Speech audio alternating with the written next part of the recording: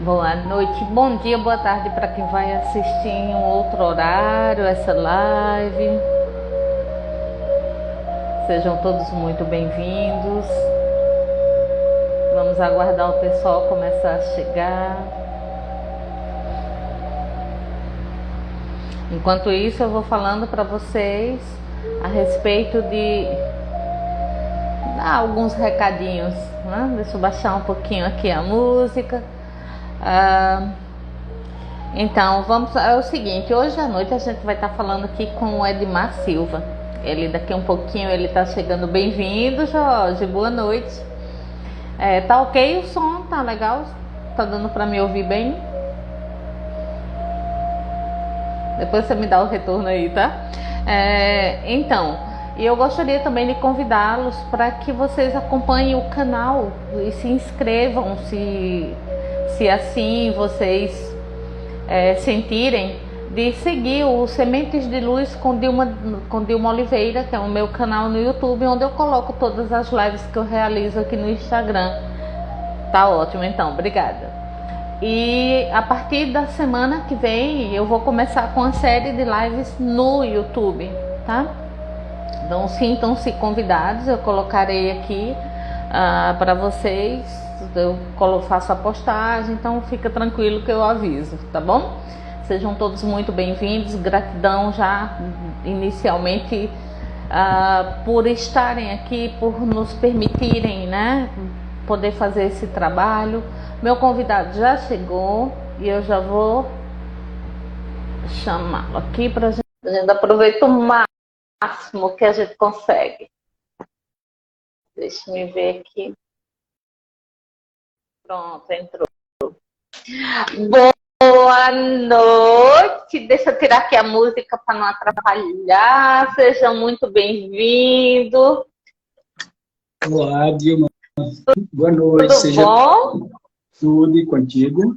Tá tudo ótimo. Eu vou aproveitar para mandar uns aviãozinhos aqui pro pessoal para avisar. Ok. Você consegue me ver bem? Sim, eu ouvi também. Tá perfeito. Perfeito.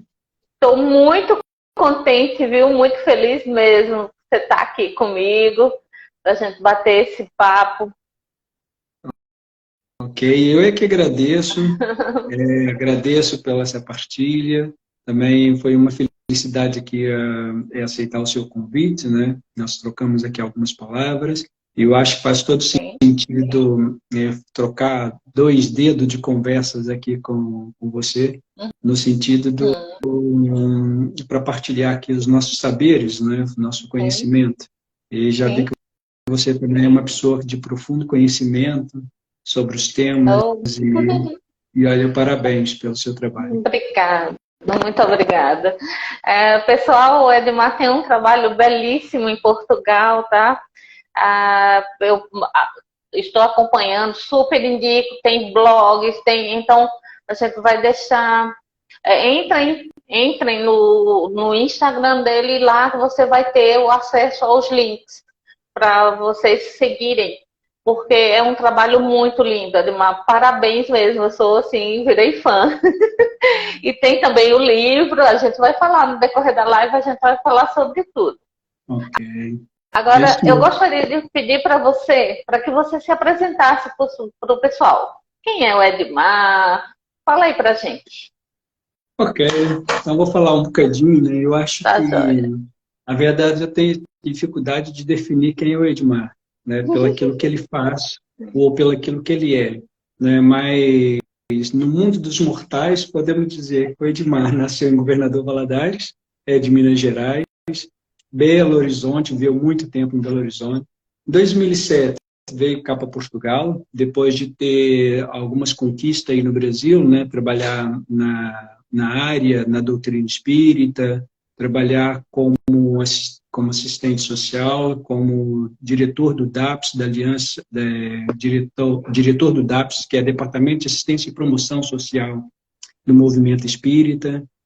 Depois de um clube do livro chamado Clubano, também em Belo Horizonte, onde eu trabalhei com a direção, né, como diretor do Clube do Livro, para mais de 3 mil associados. Então, dava palestra, fazia encontros, não sei se você já ouviu falar de um movimento chamado Campanha do Quilo, que é Sim. isso, Campanha do Quilo, né? Geralmente acontece nas instituições que fazem recolha de alimentos, né, na casa das pessoas. Todo domingo vai bater na porta da casa das pessoas bem cedo, recolha de alimentos, para depois fazer cesta básica e Distribuir. distribuir para as famílias. Então, na casa espírita na qual eu trabalhava, nós tínhamos para mais de 400 famílias, depois organizava encontros com várias casas, chegamos em várias casas ao mesmo tempo, instituições para poder reunir os voluntários e fazer ali encontros na área do voluntariado, principalmente na recolha dos alimentos. Então, fazíamos assim movimentos a esse nível. Depois, mais tarde, vim cá para Portugal, em 2007, e como vim fazer o mestrado em psicologia, na verdade, foi mais como um curso voltado para a área da psicoterapia. Aqui em Portugal, hoje, posso dizer que eu criei junto com mais 3 pessoas, e hoje eu tenho um grupo de trabalhadores conosco que chama Casa do Amparo. Eu acho que é mais importante falar daquilo que eu faço, daquilo que realmente eu sou. O resto das pessoas depois vão tirar por si só. Então, nós criamos uma cooperativa, né, que é um grupo de profissionais que hoje trabalham dentro da Casa do Amparo. Essa Casa do Amparo desenvolve seus serviços e projetos através dos seus núcleos. Nós temos 4 núcleos, que é a Casa do Caminho. A Casa do Caminho desenvolve projetos sociais em centro de dias, lares infantários, escolas. Que tipo de trabalhos sociais? Desde levar oficinas pedagógicas, oficinas de entretenimento para os lares, para os idosos. Por exemplo, nós temos um projeto muito giro que já começamos desde 2017, que é um projeto onde os participantes dos lares, os idosos, dão-nos uma peça de roupa deles que tem uma história de vida, e essa peça de roupa é transformada em pequenos retalhos e construída uma grande manta de retalho com a história de vida deles. Lindo! Nós já fizemos, tem um filme sobre isso. Você já viu? Não tive oportunidade. Tem um filme sobre isso, que é a história de uma senhora que ela costura uma coxa de retalhos e vai falando, cada pedacinho tem a ver com a vida, com o passado dela. Ela vai recolhendo é a coisa mais linda, eu só esqueci o nome do filme agora. Tem um livro aí no Brasil que chama Coxa de Retalho, da Conceil. Ele é aliás, um escritor que chama mesmo Coxa de Retalho, que conta, o neto gostava de ir aos fins de semana na casa da avó, primeiro por causa das guloseimas, né, as tortas que ela fazia, mas ela aproveitava esse tempo e ia contando a história pro neto, construindo a manta de retalho. Então, cada tecido ali, ela contava como é que esse tecido foi parar na manta de retalho. Por exemplo, um pedaço de pano era o vestido do casamento dela, o outro pedaço de pano fala lindo isso, né? Então, assim, é interessante. Imagina a energia dessa coxa. Exato. E agora, para esse ano, nós continuamos ainda com esse projeto, e o objetivo agora, em outubro, no mês sênior, é concluir a segunda fase do projeto, que é a construção de um livro. Então, dentre esses projetos, tem um outro também que chama R3G, inspirado no Brasil já desde 1970 pelo senhor Profeta, do Rio de Janeiro, que é o Dia da Gentileza. Nós vamos, todo dia 13 de cada mês, às ruas oferecer chocolate, uma frase, uma flor, todo dia 13 de cada mês. Para já é o dia da fundação, o dia que nós criamos a Casa do Amparo. Nós criamos a Casa do Amparo. O mundo precisa tanto disso, né? E o objetivo de ser por que dia 13? Porque todo mês reunimos essas pessoas, um grupo de pessoas, que fazia para sensibilizar a importância da gentileza.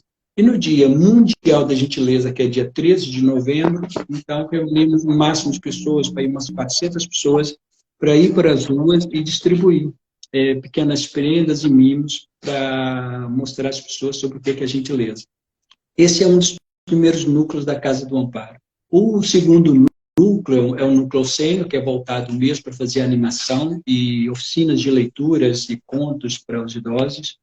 Depois temos o outro núcleo, que é o AMAS, que é um centro pedagógico infanto-juvenil. Nós temos salas de estudos, apoio ao estudo, explicação, apoio psicológico para as crianças e campos de férias quando eles não estão na escola. E quando eles estão na escola, vamos também fazer a oficina do livro, oficina de leitura, oficina do conto, através da oficina que chama Oficina do Livro com o Edmar, nas escolas, para os miúdos do primeiro até os 12º ano, que é quase véspera aí do 3º grau. E o último núcleo, que é o DOM, que é um núcleo terapêutico, onde nós trabalhamos aqui numa vertente com vários tipos de terapias, voltados especificamente numa vertente espiritual, onde nós temos reuniões mediúnicas, e são grupos aqui em Portugal que eu ajudo as pessoas a desenvolver a mediunidade. Para perceber aquela diferença, né? As pessoas falam assim, eu vejo coisas, eu sinto coisas, será que isso é da minha imaginação? Será que isso é mim? Será que estou pirando, eu fiquei louco de vez. Exato. Eu sei que no Brasil é muito comum se falasse de mediunidade, espiritualidade. Cá em Portugal ainda... Mas aí fora sim, e na Itália, imagina aí, eu falando para as vovozinhas sobre espiritualidade. Aí de vez em quando tinha um assim, Vilma, e o que é isso? E como é? Aí eu dava risada, viu? Era muito engraçado. E é verdade, a nossa Casa do Amparo é pautada nesses 4 pilares, né, da terapêutica, espiritual, ação social, voltado para a área sênior e para a área da educação. Então, é a única forma que nós juntamos esses terapeutas, cada um nos seus núcleos, trabalha ali igual condenado, mas com muito prazer, e sabe que no final do dia, no final do trabalho, vale a pena, porque recebemos aqui elogio pelo aquilo que nós fazemos, que é interessante, sim. Claro. Esse pode falar. Não, esse pode falar. Posso dizer que é um bocadinho do Edmar. O Edmar é isso.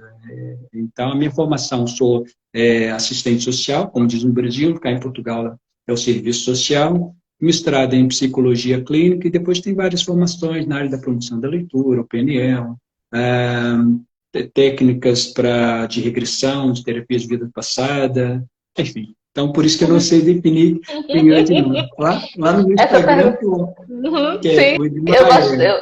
eu adoro fazer essa pergunta, sabe? E quando eu vou ser entrevistada, que alguém me pergunta, eu fico, porque eu não faço mais a mínima ideia. Tipo assim, desconstruir o legal. É como se eu realmente, eu sempre digo isso, que em 2006 eu renasci. Então eu desconstruí e continuo desconstruindo aquela Dilma que nasceu ali naquela época, sabe? Eu fui modificando algumas coisas. Interessante que a gente tem algumas sincronicidades aqui. Eu fui para a Europa em 2006. Sim. Foi. Aqui foi onde? Europa? Eu fui para a Itália, foram 10 anos na Itália e 2 anos na Alemanha. Sim. Ai, que experiência linda, sim. Foi muito lindo mesmo. Agora vamos entrar um pouquinho no assunto da nossa live, para a gente começar já esse assunto que é tão bom, né? Adoro falar sobre isso. E fala pra gente, assim, como é que começou para você todo esse processo, essa expansão, essa retirada de véus? Como é que isso entrou na tua vida? Conta pra gente um pouquinho, por favor. Ok, para eu falar um pouco de expansão, dessa expansão da consciência, posso dizer mais no nível consciência, para já, vou falar de trás para frente. Por exemplo, nós temos um workshop, e esse workshop nós estamos a trabalhar para que no próximo ano, 2024, vamos a fazer aqui o segundo e o grande encontro que chama Expansão da Consciência, Mediunidade e Espiritualidade. Então, para eu falar desses dois, expansão de consciência e espiritualidade, no meio tem a ferramenta que eu chamo de mediunidade. E por aqui posso falar do meu despertar mediúnico, que já é desde o tempo que eu nasci num berço evangélico, né? Até os 12 anos eu era arrastado para a igreja pelos meus pais, chorava, a garganta até doía, e, enfim. Mas, mais tarde, percebi nesse período naquela época, né, eu tinha visões, ou sensações, zumbidos, enfim. Então, mais tarde, lá para os meus 16, 17, 18 anos, que eu percebi que aquilo era mediunidade, que aí então caí numa casa espiritualista. E nesse sentido, eu posso me dizer que desde de novo, eu sempre tive um papel de conselheiro na vida das pessoas, dos meus colegas, dos amigos, vizinhos. As pessoas sempre viam o Edmar como uma âncora que poderia dar algum tipo de conselho. Então, eu penso que quando nós estamos nessa condição, significa que nós já temos um nível de consciência que podemos ter aqui um outro tipo de visão e percepção sobre o outro, sobre nós mesmos, sobre a vida. Eu desde cedo procurei em várias religiões, no budismo, no shintoísmo, no taoísmo, tudo terminado em ismo, nas doenças religiosas, não é? A busca do ser, a busca da espiritualidade, a busca de Deus, o homem, o que é o homem, o que é esse ser está aqui na Terra, né? Qual é o propósito. Então, eu fui ganhando resposta, né, através do desenvolvimento mediúnico, da espiritualidade, e eu posso dizer que o meu despertar da consciência passou pela mediunidade. Eu sei que muitas pessoas partem às vezes era por um acidente ou uma doença, ou às vezes quando desperta a consciência, quando chega num determinado patamar, né, algo que acontece na própria vida, que a pessoa passa, aquilo que era desapercebido, passou a ter consciência dele próprio, né, ou então do mundo que está à volta. Sim. Tem uns comentários aqui, o pessoal está comentando. Gente, fica à vontade para fazer pergunta, tá? Vamos aproveitar.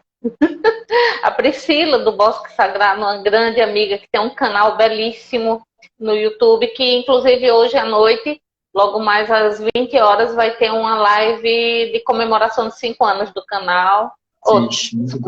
5 anos, de 5 mil inscritos, desculpa. Okay. Ela está falando aqui o trabalho lindo. A Sirlene colocou, verdade, ele é um bom conselheiro e ótimo amigo. Então é isso, aproveitem para fazer perguntas, fiquem à vontade. É interessante que, assim, cada convidado que vem aqui, eu tenho determinadas sensações, né, energéticas e tudo mais. É impressionante que contigo, desde o início, a energia está toda focada na minha cabeça. Está sendo uma coisa muito mental somática. Como é que funciona isso para ti? Como é esse trabalho? Quais são as ferramentas, algumas ferramentas que você utiliza para esse mantenimento, né, dessa lucidez, dessa acalmia que você passa para a gente? Como é que funciona isso? Tem algumas dicas que tu pode dar para a gente? Olha, questão de dicas, conselho eu não sei, mas questão de dicas eu sou um bocadinho meio perigoso a dar, porque a minha mente, por mais que eu estou aqui falar tranquilo e calmo, estou nessa posição de conselheiro, às vezes como eu estou como psicoterapeuta, estou nessa perspectiva, ok, então eu estou a transmitir, tentando chegar ao máximo nível da pessoa para eu também não atropelar o outro. Mas se depender do meu estado natural, eu atropelo as pessoas pela quantidade de informação que eu recebo, e pela sessão que eu tenho ali, e depois da paixão que eu tenho quando eu falo com as pessoas. Então, as pessoas, quando perguntam-me alguma coisa, eu me interesso pelo aquilo que ela está a dizer, eu me interesso pelo aquilo que ela está a expressar, e procuro aproximar no coração dela, procuro aproximar, né? E às vezes a pessoa fala assim demais, às vezes eu tenho a impressão, quando elas estão a falar comigo, eu estou a olhar e falo assim, eu tenho a impressão que você está a viajar no mundo da lua. E quando termina aqui, você começa a dizer exatamente aquilo que nós precisamos de ouvir. Então, é interessante essas dicas, por exemplo, quando você falou na perspectiva, okay, como é que se mentaliza, como é que canaliza, como é que se tem esse despertar da consciência. Então, se calhar, era interessante nós falarmos um bocadinho sobre o que é a consciência, que muitas das pessoas, as pessoas falam só, o que é a consciência? A consciência é estar consciente. O que é consciência? Será que é algo que está aqui dentro, está dentro do nosso corpo? Mas é interessante, nos meus workshops eu procuro fazer uma diferença, ou então falar sobre cérebro, mente e consciência. para nós percebermos também o processo de evolução. Eu gosto de comparar o cérebro, que está muito na moda hoje, falar sobre que muitas pessoas comparam o cérebro como se fosse um computador, né? Ou seja, principalmente na mente, né? Vamos reprogramar a mente, é como se fosse reprogramar o computador. Então, para nós falarmos da evolução da consciência hoje, então vamos voltar lá atrás, em 1946, por exemplo. Volta de 1946, eles inventaram um primeiro computador. Aliás, o primeiro computador, por exemplo, tinha aí mais, com 20 toneladas, não cabia numa sala. Era enorme. Né? Era até chamado na altura de ENIAC, né? Que era um tipo de processador que eles criaram um baita de ou seja, numa sala era impossível de caber esse computador. Então, o que nós podemos pensar nesse processo? Ele tinha mais ou menos 2 metros de tamanho, né, de altura, depois tinha aqui 20 toneladas e 180 metros, que era esse computador, e hoje cada um de nós temos para ter um tablet hoje, para ter um portátil, que aí chama no Brasil de notebook, ou aquele computador de mesa, então eles foram evoluindo de lá para cá, até chegar no que nós estamos hoje. Né? Saiu daqueles computadores grandes, em cima da mesa, depois saiu esses computadores mais pequenos, e até hoje nós temos esse computador mais portátil, né? Que é o tablet, e às vezes até o mesmo tablet pequenino. Então, o que eu posso dizer hoje? Então, o nosso cérebro, se nós compararmos o cérebro com o computador, assim como teve evolução, o nosso cérebro também teve evolução, desde os primatas, neandertais, depois dos primeiros homens no planeta Terra, depois com evoluir até nós chegarmos a ter esse cérebro desse tamanho, não é? Então, ou seja, o fato do cérebro ser grande não significa que recebe maior capacidade de informação. E, pelo contrário, à medida que ele desenvolve, é que tem uma capacidade maior. Da mesma forma que o computador foi evoluindo, também, por exemplo, quando criou o primeiro computador, mais tarde ele sentiu a necessidade de criar um outro computador, mas que um computador fica interligado ao outro. Né? E depois, mais tarde ainda, esse sistema de rede ligar outros computadores e aí até então entrar no mundo das internets, por exemplo, que é onde é que as pessoas possam se comunicar. Né? Então, assim, é interessante que o processo de quando se inventar o computador. Agora, o que tem dentro do computador? Coloca uma programação lá. Para quê? Para se nós podermos conversar e trocar informação com outras pessoas. Agora, quem está por trás que põe essa informação? É um ser humano, é uma consciência, vamos colocar assim. Hoje, se nós formos pesquisar, está muito na moda hoje, quando nós pesquisamos um tema, encontramos vários sites, várias informações que tem lá. Por exemplo, eu colocar consciência. O que é consciência? Então, tem várias informações. O interessante é que alguém colocou isso lá por trás. Ao passar do tempo, as pessoas estudaram, as pessoas evoluíram. Então, o que eu quero dizer com isso? Até chegar hoje, o computador... Imagina hoje, nós falamos hoje na inteligência artificial. Não é? Em 1946, era impossível pegar esse conceito, essa informação não dava da nem inteligência para conceber, né? Exato. Não tinha nem como conceber a ideia. Exato, e colocar essa inteligência, ou seja, esse processo mente dentro daquele computador de 1946. Né? Hoje em dia, como hoje está numa nuvem, né, como dizemos, podemos dizer nesse sentido, podemos dizer que essa nuvem é a consciência hoje dessa informação, ou seja, todos nós colocamos essa informação.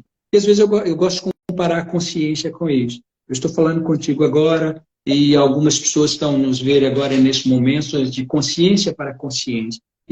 Tudo isso é possível, porque esse cérebro evoluiu, o computador evoluiu, e hoje podemos falar mais de consciência. Né?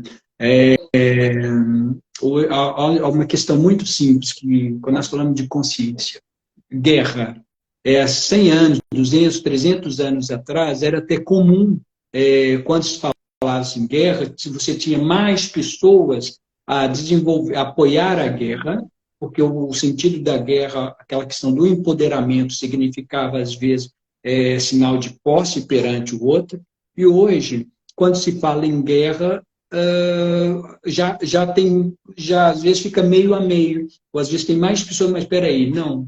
Então, há consciências que se evoluíram em todos os níveis que nós podemos fazer essa comparação. Ok, se eu tiver que falar rápido demais e viajar Não, na tá maionese, tranquilo. corta. Tá tranquilo. Uhum. Agora, e nós perguntamos, o que é consciência? Não é?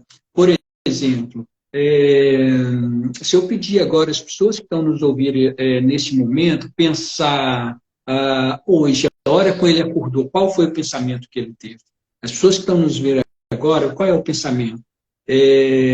Quando acordou de manhã? Ou então, pela manhã, o que ele lembra mais? O que as pessoas que estão nos ouvindo agora vai lembrar de manhã? O que se passou por ela? Qual foi o momento mais marcante do dia?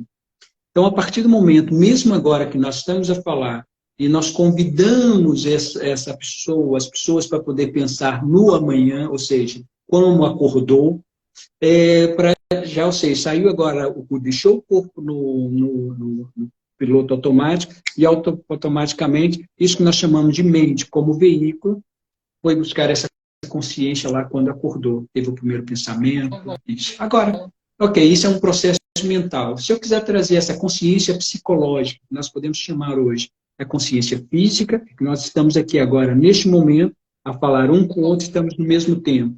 A consciência psicológica, né, através de um processo mental. A consciência emocional. Eu perguntar para quem está nos ver agora ok, qual foi o seu primeiro pensamento quando acordou hoje de manhã? Como é que você acordou? Acordou rápido, acordou apressada, acordou atrasada, acordou triste, acordou alegre. Então, por trás desse pensamento, por trás dessa ação, tem uma emoção. Aí, essa consciência emocional, nós estamos carregados através dos nossos padrões, das nossas crenças, dos nossos ciclos. Essa consciência emocional está tudo dentro de nós, gerada através das nossas vivências, e nós colocamos num campo aqui do nosso inconsciente, e muitas das vezes não temos capacidade, ou a nossa mente não está treinada para trabalhar essa consciência emocional. E vamos empurrando, vamos vivendo um dia de cada vez. Hoje é sofrimento, hoje é alegria, hoje é tristeza. Vivemos as 4 emoções básicas, não é, nesse processo, e vamos empurrando porque nós estamos preocupados com o futuro, estamos ligados com o futuro. Quantos de nós e aí o grande número de pessoas com ansiedades, com síndromes de pânico e por aí vai, né? Exato. E é interessante você falar nessa questão da ansiedade, por exemplo. Quando nós falamos de ansiedade, significa que a pessoa está no futuro, ela não está no passado. A ansiedade se revela aqui no processo do futuro, porque ela está ansiosa de algo, ou ansiosa com algo. Então, é algo que vai acontecer, ou algo que ainda não aconteceu, né? Por isso que nós falamos do pré-ocupação, que é ocupar antes do tempo, né? E é interessante, essa questão significa, ou seja, a minha consciência, ela está no futuro e não no presente. Perfeito. Sim. Então, e até essa pergunta aí que tu colocou, né? Essa questão de você se perguntar qual foi o primeiro pensamento que eu tive? Essas atitudes, elas te trazem para o momento presente, porque você vai parar, né? Você vai dar aquela parada. Opa, peraí. Eu faço muito a seguinte pergunta: como é que eu estou respirando agora? Ou será que eu estou viva?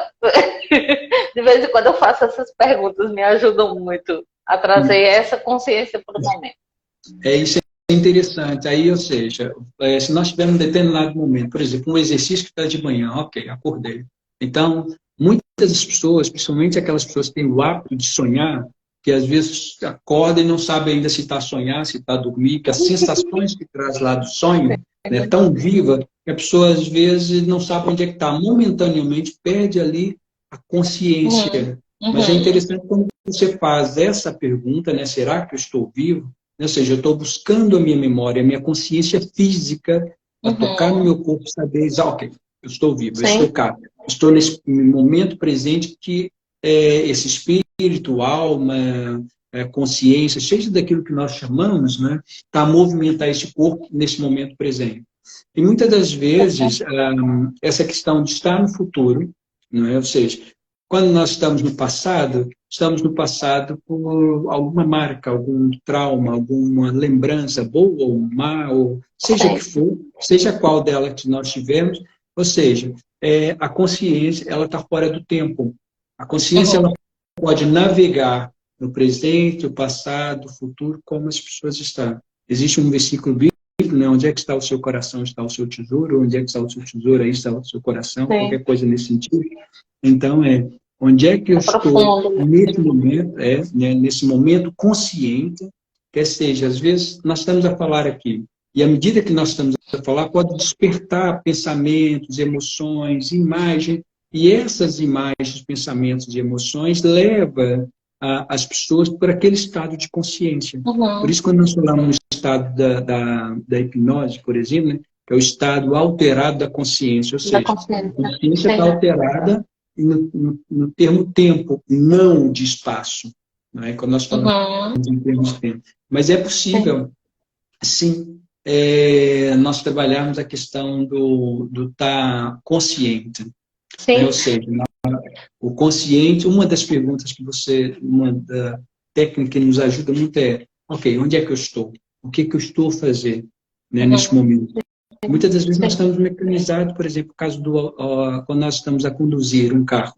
Fazemos uma viagem de 1 hora, estamos a conduzir, nosso piloto automático está aqui, mas aí eu estou pensando na conta, estou pensando onde é que eu vou chegar, o que eu fiz ontem, como é que está meu filho, como é que está meu pai, o que é isso. Ou seja, a minha consciência viajou.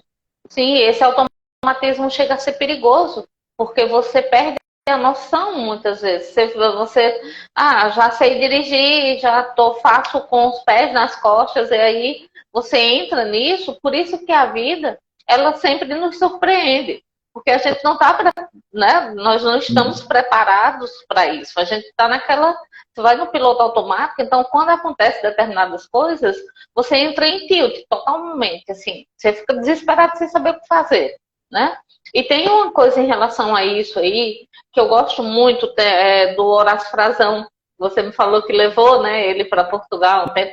E toda live minha eu falo sobre o Horácio, porque é um grande mestre para mim. Eu acompanho o trabalho dele desde 2007. E assim, eu sou fãzona. Já tive até projeção, onde eu ia assistir palestra dele, fora do corpo. Foi bem, bem legal a experiência.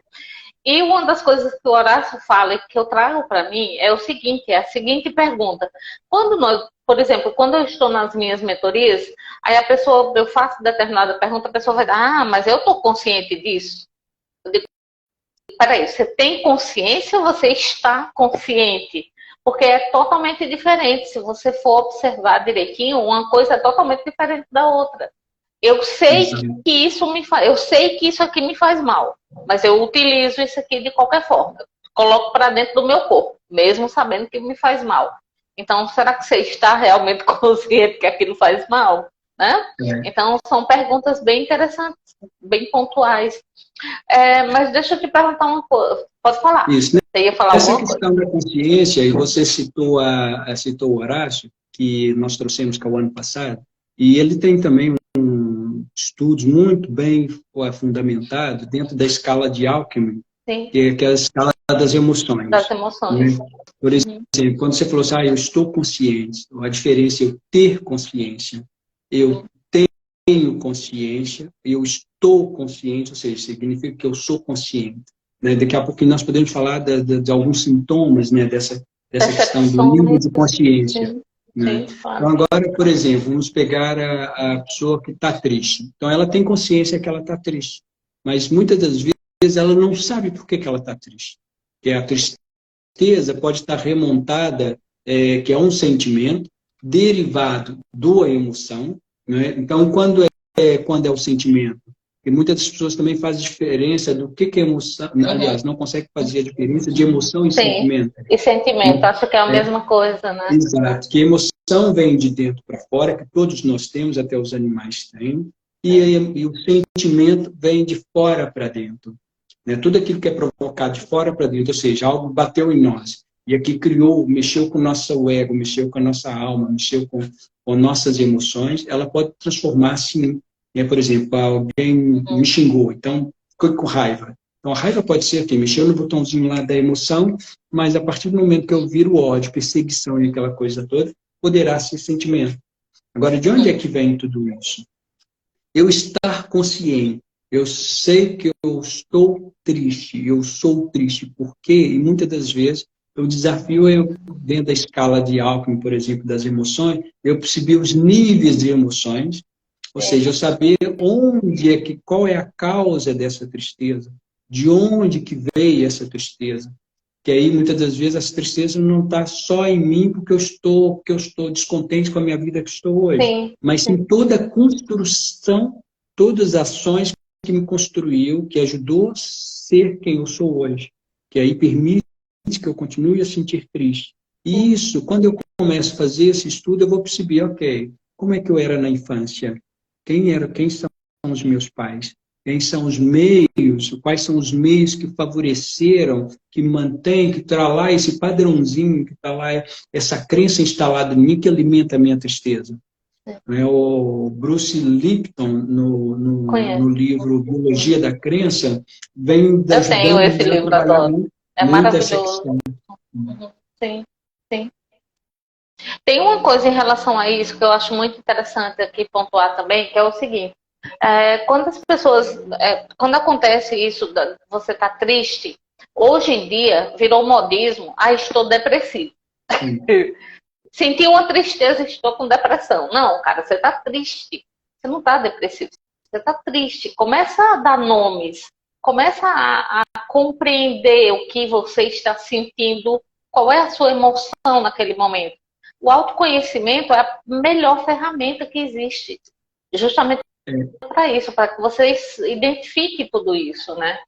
Sim, interessante essa questão aí é que está. Muitas das pessoas, por não saber, não, eu estou triste, não, eu tenho esse sentimento, né? E não saber o mecanismo, de onde é que nasceu esse sentimento, que foi produzido pela emoção, e a pessoa não saber que emoção é essa, e depois quando nós encaramos com a nossa própria verdade, ou seja, esse autoconhecimento, como você disse muito bem, que é uma ferramenta que eu fazer um estudo de quem sou eu, como é que eu penso, de onde que veio esses pensamentos.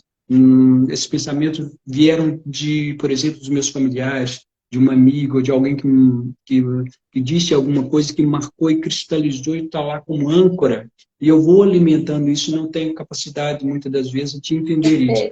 Então, esse momento de eu estar consciente no presente, ok, hoje sou isso, agora eu vou colocar minha tristeza aqui e aqui sou eu. Então, eu procurar olhar para esse pressentimento ou essa emoção e como se faz por exemplo, a terapia da criança interior, não é? Sim. Eu olhar em adulto, olhar em jovem, olhar em criança, e ter essas três fases, eu olhar até mesmo como eu pensava, como eu agia, que tipo de informação eu absorvia quanto criança, quanto jovem, quanto adulto.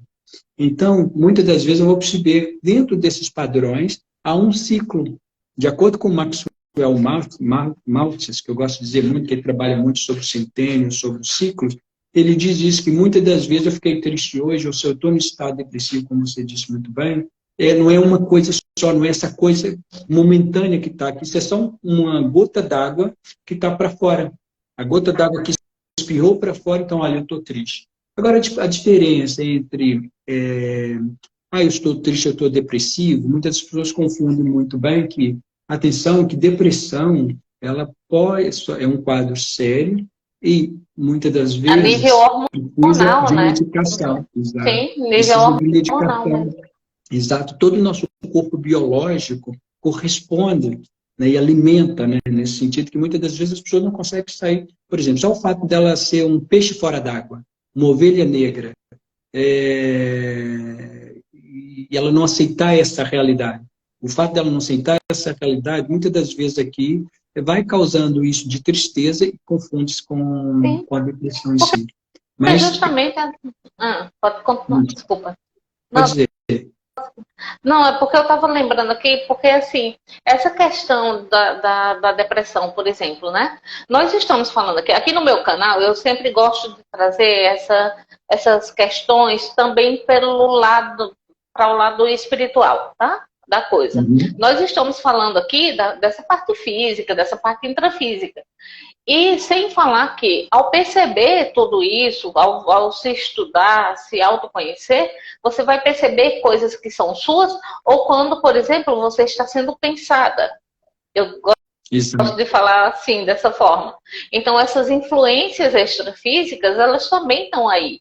E tem toda uma questão energética envolvida nisso tudo aqui que a gente está colocando, que o Edmar está trazendo para a gente. Tem toda uma questão energética. Então, você começa com a vibração, a sua vibração começa a se modificar. Automaticamente, você vai atrair experiências na sua vida que estão de acordo com aquela vibração, né? Para que você põe em prática. Tipo assim, ó, tá vibrando isso aqui? Vamos dar o universo disso, vamos dar mais disso aqui, já que você tá gostando tanto. Então, percebem que é algo muito mais profundo do que só você entender o que é um sentimento, entender o que é Percebe que tudo isso aqui que o Edmar tá trazendo pra gente é muito profundo, é algo que pode mudar completamente a tua vida. Nessa vida aqui a gente está falando, tá? E, consequentemente, os teus antepassados vão agradecer. Você vai cortar um ciclo, né? De aprisionamento, Isso é interessante, Dilma, quando você fala essa profundidade. Por exemplo, quando nós falamos dessa questão do cortar ciclos, cortar esse processo energético, se nós entendemos nosso corpo biológico por si só é energia. Nosso corpo, mais que a matéria física, ela é energia. Por exemplo, nós temos dentro de nós as sinapses que fazem descargas elétricas de acordo com os nossos pensamentos, a forma, a intensidade, aquilo que nós pensamos, nós produzimos energia dentro de nós, ela através da sinapse faz descarga elétrica, produz substância que pode ser destrutiva, de autodestrutiva para os nossas próprias células, nosso próprio corpo, nossos próprios órgãos. Por exemplo, a pessoa que não acredita na energia, se você chega num lugar e chega com bom astral e começa a sorrir, daí a pouco você consegue contagiar as pessoas que estão ali à sua volta. Por exemplo, um sorriso de uma criança, não é? Um sorriso da criança desarma um adulto. E, do contrário, quando as pessoas estão bem, aí chega aquela pessoa bem negativa, bem pessimista, e parece que chegou uma nuvem negra aqui à nossa volta. E, de tanto, se a gente conectar, a gente dar atenção a isso, a gente passa a pensar da mesma forma, porque é o ambiente que vai ali tentando moldar-nos o tempo todo.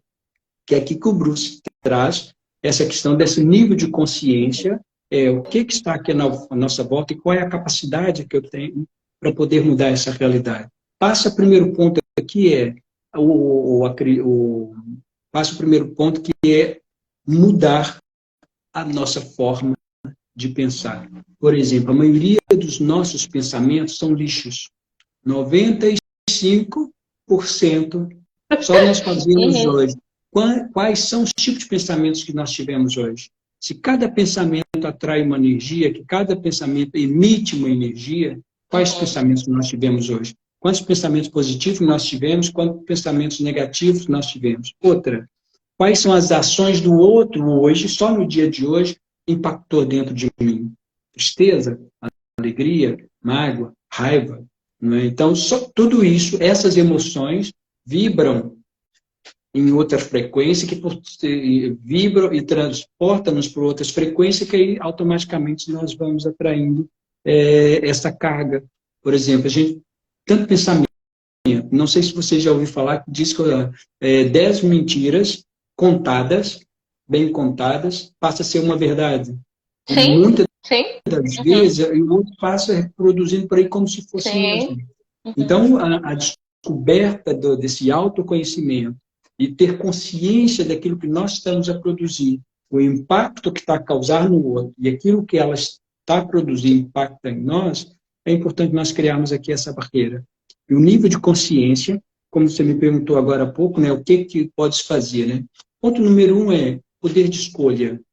Por exemplo, se nós escolhermos, olha, quando eu acordo de manhã, eu quero ser feliz, eu quero ser triste. Para onde é que eu quero ir? Qual é o caminho? Da direita ou à esquerda? Ah, não, mas eu não tenho capacidade de... Até de eu falar que não tenho capacidade de escolher, estou a fazer uma escolha.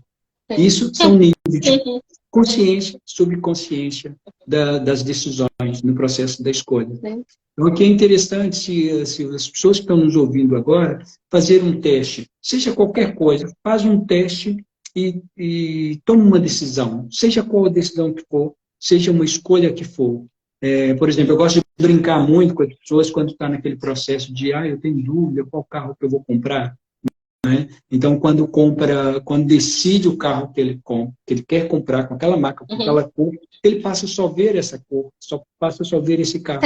Significa que a nossa mente está focada e modifica todo o nosso sentido de visão para ver aquele carro. E cada vez que a gente vê o carro que nós queremos comprar, está mais próximo, é esse carro que eu quero comprar.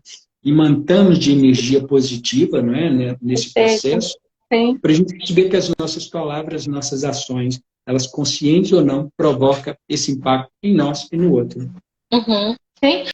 E é interessante a gente percebendo todo esse movimento, o quanto nós conseguimos modificar o nosso mundo, o nosso universo e o dos outros. Porque é o seguinte, se você parar para pensar que muitas pessoas têm ainda aquela questão, nada contra a religião, tá, gente? Mas assim, a questão da limitação. Se Deus quiser, eu vou fazer isso. Se Deus quiser, cara, por favor, Deus está ocupado fazendo tanta coisa. Tá? Então, assim, Deus te pague. Pô, a conta do cara tá para lá de Bagdá. Mas assim, traz a responsabilidade para ti. A responsabilidade é sua. Tem uma frase que eu acho linda, que é o seguinte: esteja no mundo, mas não seja do mundo. Então, perceba o mundo, a vida ela é como é, as coisas estão aí como são. Somos nós que vamos, a partir de nós, vamos visualizar como problemas, como desafios, como coisas boas, né? Como alegria, Então, comece a ver que você tem sim responsabilidade. Né? Você assume as rédeas com todas as consequências. Né? Então, essas escolhas aí que tu está trazendo, tem isso, né? O fato de não escolher, você já está fazendo escolha, querendo ou não. Então, dentro desse processo consciente é a escolha, e o que você já falou também, que é o segundo, que é o autoconhecimento. Esse autoconhecimento é o que é? Nós entendemos como nós funcionamos. Como nós funcionamos. Ou seja, tanto funcionamos por osmose, funcionamos no piloto automático. Então, aqui é importante nós, ou seja, conhecer e olhar para a nossa própria história, como nós construímos a nossa história. E ela foi construída de retalhos, de coisas, de externos que estão exterior, de informações que estão exterior a nós. Colocamos, sedimentamos num processo de crença tão enraizado, está lá nos nossos arquétipos, e quando nós queremos agir, mesmo que seja no piloto automático, está lá o nosso inconsciente a nos comandar o tempo todo. Então, esse autoconhecimento aqui é importante nós percebermos esse processo. Então, ou seja, conhecer o antepassado, não os nossos antepassados, mas conhecer a nossa história passada, consciente, mesmo que erro, o certo, o errado, o alegre, o feliz, eu estava aqui, agora eu tenho consciente. E depois você falou um processo muito interessante, que é um dos 13 pontos de como estar consciente, é essa questão da responsabilidade. Eu ser responsável, assumir para mim todas as minhas ações. Deus, daqui a pouco nós já falamos dele, que é interessante essa questão que você falou, dessa maneira que nós temos imputar pelo lado místico, espiritual, ou seja, que for lá fora ou para cima, aquilo que nós não temos capacidade de querer olhar no nosso próprio espelho. Não é? Essa necessidade, né, de ter uma pessoa para um salvador, ter alguém fora, para que possamos colocar a culpa, né, do que nos acontece em cima daquela pessoa. Né? Essa culpa o Horácio falou uma vez, e isso eu trago sempre para mim também, que é tirar essa palavra culpa. Você não é culpado por nada, você é responsável pelas coisas que lhe acontecem, mas não culpa. Culpa é muito, sabe, chicote, é muito se auto-chicotear. Então, e outra coisa, desdramatiza, gente. Quando lembrar porque estamos falando de autoconhecimento, defeitos e qualidades, ok. Quando lembrar dos defeitos, não fica se chicoteando e fica se punindo por isso, não. desdramatiza, tá, cara, beleza, errei, ok, desculpa aí, foi mal, vou fazer o meu possível para não cometer o mesmo erro. Porque cometer o mesmo erro, aí vai ser cobrado duplamente de você, porque agora você tem um conhecimento. Então, quando você tem um conhecimento, a sua responsabilidade aumenta. É isso, quando nós temos esse conhecimento, vamos aprender a identificar com consciência se nós atraímos, e para ou seja, desdramatizar esse processo. Então, por exemplo, nós falamos do o que chegam até nós, que tipo de pessoas nós atraímos, né? Que tipo de relacionamento que nós temos mesmo que seja esse algo fantasioso, esse algo da questão da culpa, que normalmente a culpa é quase como se fosse eu querer passar a mão pela minha cabeça para amenizar aquilo que eu não quero olhar para dentro de mim próprio. Ou seja, para não olhar a própria realidade. Ok, sou responsável... Aí tem a negação, né? Exato, é o processo negativo. E pela positiva é olhar mesmo o processo da responsabilidade. Agora, como é que se pode fazer para desenvolver esse autoconhecimento, né? Que é interessante essa questão também, porque se nós, esse autoconhecimento, para já nós conhecemos aquilo que nós temos como conhecimento e achar e ter certeza que nós nunca sabemos tudo. Tudo aquilo todo o conhecimento que nós adquirimos ao longo da nossa vida será apenas de base, plataforma para poder adquirir mais conhecimentos ainda. Então, quando nós achamos que o autoconhecimento ok, já estou cheio, isso aqui nós estamos enganados. Porque o tempo todo a vida está nos ensinando. Seja uma planta... Olha, eu gosto de citar, às vezes, Francisco de Assis, tem um livro do Miramês que conta a vida dele, que é o melhor livro que eu li, e o Francisco de Assis conversava constantemente com uma planta, com uma pedra, com os animais, com o sol, com as pessoas. Significava que ele estava consciente o tempo todo. Ele sabia que a pedra, os animais, a árvore, as pessoas tinham os mesmos elementos do corpo dele. A mesma energia que alimentava e alimenta esses corpos físicos, tudo que está à nossa volta, alimenta o meu corpo físico, alimenta a minha alma e o meu espírito, ou a minha mente, conforme a pessoa quiser colocar. Então, é interessante esse processo aqui do autoconhecimento que traz aqui. E uma outra questão dentro da culpa também, nós aprendemos a fazer uma coisa que muita gente fala do Ho oponopono, aí está lá a pessoa repetindo a palavra igual um papagaio. Exato. Mas igual aquelas vovozinhas rezando o texto. Não sabe nem o que está falando. Exato. Mas o interessante é que eu aprendi, normalmente de nós, quem quer ser perdoar, porque Jesus ensinou perdoar 7 vezes, não sei das quantas, meus pais também, mas a gente não conseguiu, não aprendemos aqui, e não há, normalmente, a fazer o auto-perdão. Nós não fazemos esse exercício diário.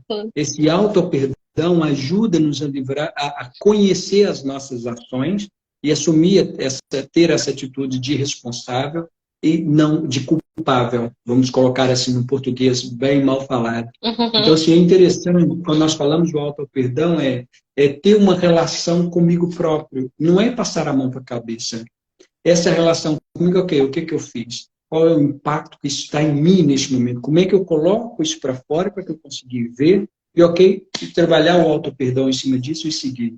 Então, era interessante nós fazermos esse estudo, qual é a nossa relação com o perdão. O que nós entendemos por perdão? Tá bom, eu perdoo. Perdoo é esquecer? Não. O auto-perdão não é esquecer. O auto-perdão é um crescimento constante das nossas ações em nós próprios.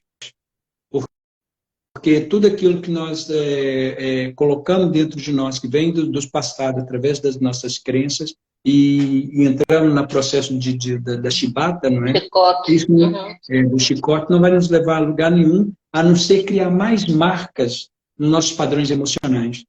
Então, cada vez que eu deitar um chicote, peraí, mas quem é que está a deitar o chicote? Ponto número 1, eu tenho que ter força para largá-lo, né? Largar esse chicote. E esse chicote não vai ter vida sozinha para me chicotear, a não ser que eu deixar que o outro permita me chicoteie. Sim, mas sabe o que tu tá falando aí, tá me vendo aqui também? Tem uma questão muito religiosa em cima disso. Se você parar para pensar, o que é que nós escutamos desde de criança? Preciso sofrer para ganhar os reinos dos céus. Eu tenho que sofrer. Se eu não sofrer, se eu não for sofrer igual a Cristo sofreu na cruz, minha história não vale nada. Percebe que isso vem sendo implantado desde muito tempo nas nossas cabecinhas? Sim. E uma outra coisa também, em relação a essa questão, né, de você perdoar, cara, eu tenho um pensamento meio diferente em relação a tudo isso. Perdoar o outro, isso é muita soberba. Para mim, isso é muito você se colocar num pedestal de aquela pessoa está merecendo o meu perdão. Quem sou eu? Então eu me perdoo, porque a questão aqui é o que aquela pessoa fez, que eu acredito que ela fez comigo, mas foi porque eu permiti. Então o auto-perdão, automaticamente quando você se perdoa, automaticamente esse perdão vai ser expandido para o outro. É assim que eu vejo essa questão do perdão. Não sei o que é que você pensa assim. É interessante, já posso falar aqui os 5 passos aqui para o auto-perdão. É interessante aqui do perdão, quando você fala, ok, veio lá dos tempos passados. Aqui, mas aí se nós formos olhar a história bíblica, a história da construção do ser humano, tudo o que ele fez, e, por exemplo, tudo que ele faz, até as crianças, quando começam a desenvolver, que vai pegar numa coisa, a criança, o pai, criança pela negativa, não faça isso, não faça aquilo, não faça, e assim vai. E o que nós falamos? Depois, quando a pessoa deixa de fazer, ou para, e pensa, ou seja, aquilo que ela está fazendo, e deixa de fazer porque aquele não entrou dentro da cabeça dela, e esse não trava ali um processo de que ela está errada e que ela tem que se perdoar. Muito de nós, ou seja, é quase como pedir perdão para o outro, é como se eu tivesse assumido que eu fiz algo inconsciente e, olha, irresponsável. Não é? Mas aí, quando nós falamos dessa questão do perdão, tem que ir muito mais para além disso. É tirar essas crenças que veio das religiões, essas crenças que veio dos nossos antepassados, porque, afinal, para que serve o nosso nível de consciência? A nossa consciência de hoje não cabe mais a 200 anos atrás. A nossa consciência de hoje não cabe mais a 500. É justificável todos aqueles que os nossos antepassados fizeram, porque ainda bem que eles fizeram certo ou errado, eles fizeram agir e hoje nós estamos cá. Então, a gente não está com um nível de consciência, até biologicamente falando. Se nós falarmos que hoje, no processo das células, as células hoje são mais evoluídas do que 100, 200, 300, 500 anos atrás. A medicina, a ciência, até a própria religião. E muito do hoje, por exemplo, uma coisa que eu não via há 15 anos atrás, as igrejas, quando não falava de descarrego, né? Ou seja, hoje em dia já a própria Igreja Universal já coloca a sessão de descarrego. Porque descarrego era coisa do demônio, era coisa de outras religiões. Então nós podemos ver que o processo consciencial está evoluindo em todos os pontos. Agora, é claro, quando nós olhamos num processo doloroso, como nós estamos, nós temos que olhar o nosso passado e deixar de repetir o que nossos velhos egos faziam. Né? Porque se nós formos olhar dentro de um processo de reencarnatória, é outra história. Mas como é que nós podemos entender... Mas nós somos a junção disso tudo, né? Erros e acertos. Eu estou aqui hoje porque eu errei e acertei. E fui... Né? Thomas Edison, né, quando perguntaram para ele que as 3.000 falhas que ele teve para poder acertar a construir a lâmpada, né, trazer a luz que nós temos hoje, ele falou assim, não foi 3.000 falhas, foram 3.000 tentativas. Então, que há diferença quando nós olhamos para uma falha como tentativa. Hoje, as coisas que não estão certas para a nossa vida hoje é porque nós tentamos de várias formas. E muitas das vezes fomos empurrados nessas tentativas na esperança de dar certo, mas o nosso inconsciente é que estava nos conduzir. Mas ainda assim, o nosso inconsciente vai cada vez mais perdendo força quando eu insisto, ok, onde é que eu quero chegar? Eu escolho o caminho para frente. Está errado. Não estou bem ainda. Não está no ponto que eu estou. Mas isso é tentativa. E mudar. O que eu faço para mudar a minha vida? Para já é fazer tudo aquilo diferente daquilo que você fez para o resultado que tem hoje. Não é? Então, os 5 passos para o auto-perdão nesse sentido, que é o curar, normalmente quando nós falamos a cura, o perdão, nós estamos a curar, dando a cura para o outro. Não, é curar de dentro para fora. Uhum. Aí eu vou limar de mim a religião, vou limar de mim os meus antepassados, vou limar, tirar de nós, ou seja, criar de dentro para fora. Ou seja, o que está impactando aqui dentro de mim que eu preciso me perdoar? Eu estou magoado, eu estou triste, mas o que eu preciso fazer para limpar essa mágoa? Aqui começa o primeiro dentro para fora. Né? Então, peraí, mas deixa eu te cortar um pouquinho, desculpa. É que nós já passou 1 hora. Tu acredita nisso? O nosso tempo já foi de 1 hora. Passa igual o pobre na chuva, né? Isso mesmo. Não é isso. Mas deixa eu te falar uma coisa. Eu quero deixar aqui o convite já para nós combinarmos uma próxima live no YouTube, que aí o tempo ele é um pouco mais extenso. E aí a gente vai poder falar mais continuar sobre esse tema, para que você explique para a gente esses 5 passos e para a gente poder debater melhor isso aí. Deixa a tua mensagem, o que é que você quer passar para a gente. E gratidão imensa, gratidão pessoal que esteve aqui com a gente. Beijinho e fala para a gente aí, Edmar. Eu que agradeço, queria ter ouvido aqui o blá blá blá blá blá blá blá blá blá blá blá blá, né, do tanto de falar. Eu agradeço a vossa presença, agradeço por ter ouvido um bocado.